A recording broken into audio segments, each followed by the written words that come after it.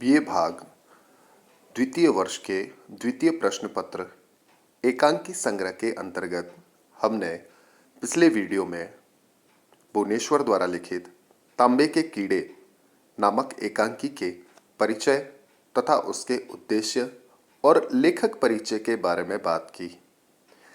इस एकांकी के अंतर्गत प्रमुख पात्रों के रूप में अनाउंसर, एक परेशान रमणी, एक मसरूफ पति, एक थका हुआ अफसर, पागल आया, एक रिक्शा, कुली और कुछ आवाजें सुनाई देती है। इसमें विभिन्न प्रकार के व्यक्तियों अथवा विभिन्न प्रकार की आवाजों के आधार पर उनके मध्य कुछ संवाद है जो महत्वपूर्ण व्याख्याओं के रूप में हमारे सामने प्रस्तुत है। उनके बारे में हम बात करेंगे। इस एकांकी की महत्वपूर्ण व्याख्याओं के संदर्भ में हम सबसे पहली व्याख्या के बारे में बात करें, जिसमें अनाउंसर के द्वारा आवाजें आती है।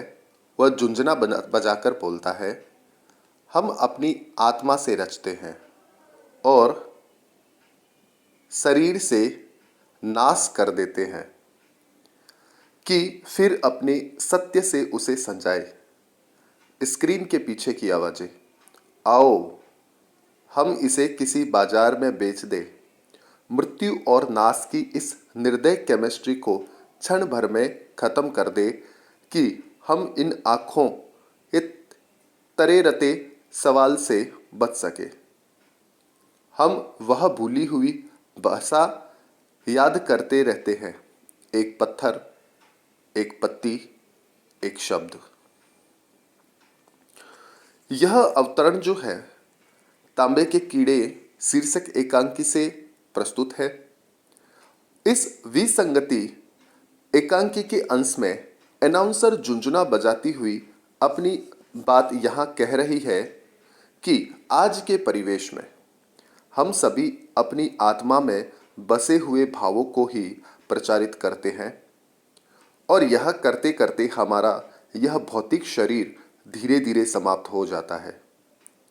इस शरीर का समाप्त हो जाना या नष्ट हो जाना इस बात का सूचक है कि हमें इस शरीर को फिर से सत्य से सज्जित करना है।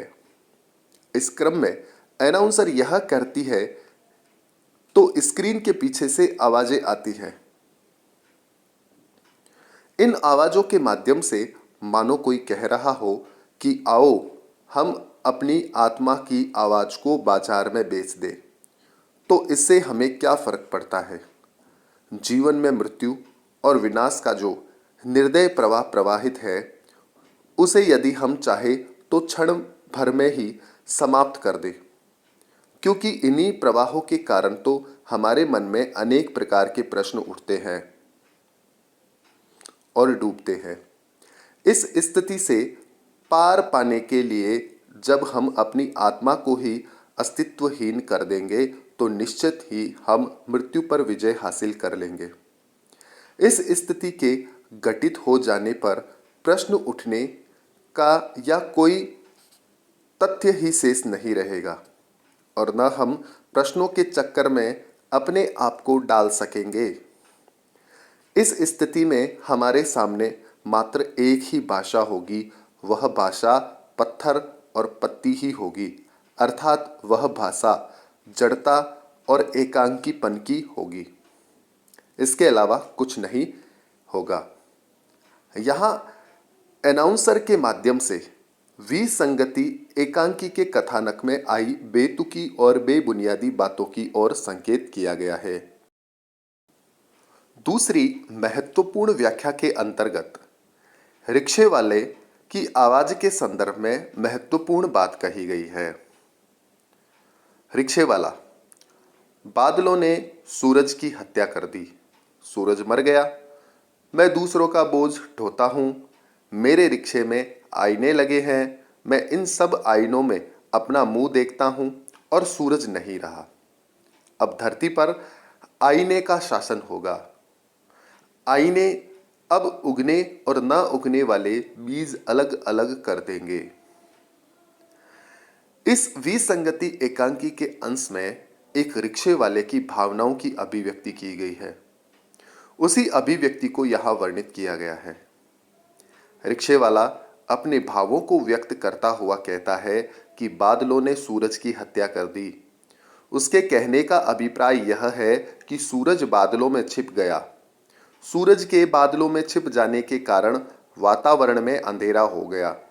संकेत यह है कि अंधेरा हो जाने के कारण किसी भी व्यक्ति को कुछ भी दिखाई नहीं दे रहा, अर्थात वर्तमान परिवेश अंधेरे से पूरी तरह ढका हुआ है, जिसके कारण किसी को भी सदाचरण का आभास नहीं हो रहा। इसी बीच उस रिक्शे वाले को अपनी स्थिति का आभास हो जाता है और वह सोचने लगता है कि मैं स्वयं रिक्शे वाला हूं, जो रिक्शा चलाकर व्यक्तियों का वजन ढोता हूं। आज के समय में हर व्यक्ति अपने अलावा दूसरे के वजन को अधिक ढोता है। भाव यह है कि आज के समय में हर व्यक्ति अपने विषय में कम और दूसरों के विषय में ही अधिक सोचता है। उनकी दैनिकी की एक अहम प्रक्रिया बन गई है, इसलिए वह अधिक दुखी होता है। इसी सोच के बीच रिक्शे वाले को अपने रिक्शे में लगे आईने दिखाई देने लगते हैं, तो वह सोचने लगता है कि लगे आईने में मैं अपना मुख देख लेता हूं। कहने का संकेत यह है कि सूर्य का प्रकाश भले ही ना हो, लेकिन इन आईनों के माध्यम से मैं मुंह तो देख लेता हूं। अर्थात आत्मविश्लेषण के माध्यम से व्यक्ति अपनी स्थिति से तो परिचित हो सकता है, क्योंकि मनुष्य जब अपनी आत्मा को खखोलता है तभी उसे वास्तविकता का ज्ञान होता है। इसी दृष्टि से यदि इस प्रकार के आईने विकसित हो जाएं, अर्थात व्यक्ति में आत्मविश्लेषण करने की क्षमता का विकास हो जाए, तो इस धरती पर आईनों का ही शासन होगा और लोग दूसरे की अपेक्षा अपने विषय में ही अधिक सोचने लगेंगे, तो उनकी सोच एक दृष्टि से सार्थकता को भी प्रदान करने लगेगी। यहाँ रिक्शे वाले के माध्यम से बेतरतीब कथ्य के द्वारा एक सत्य की ओर संकेत किया गया है। एक अन्य महत्वपूर्ण व्याख्या में स्त्री की आवाज में महत्वपूर्ण बात कही गई है। कहती है, मैं ऊब गई हूं, मेरा मन उचट गया, मैं सारा संसार मथूंगी, अपने अंदर बाहर सब मथूंगी, लेकिन चुपके से, जैसे किसी को मालूम ना हो।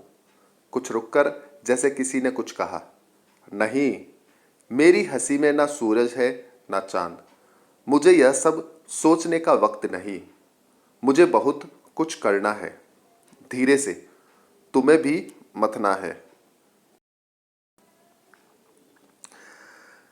इस एकांकी में बेतरतीब और बेमतलब जिंदगी को ढोने की त्रासदीपूर्ण स्थिति का चित्रण किया गया।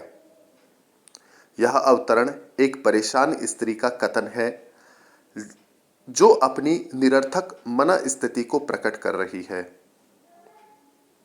एकांकी में परेशान स्त्री कहती है कि मैं अपने जीवन से ऊब गई हूं, जिसके कारण मेरा मन किसी काम में नहीं लगता।